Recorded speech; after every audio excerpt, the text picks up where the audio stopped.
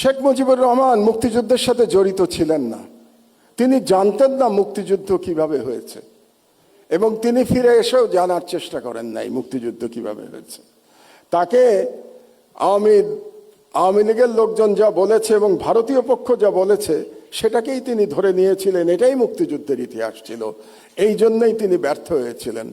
জনাব তারেক রহমান, আপনি 17 বছর দেশে ছিলেন না, আপনি জানেন না এখানে কি হয়েছে।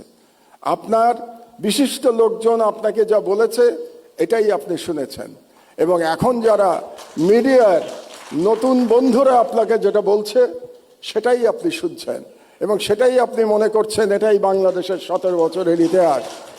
বাংলাদেশের 17 বছরের ইতিহাস এটা না।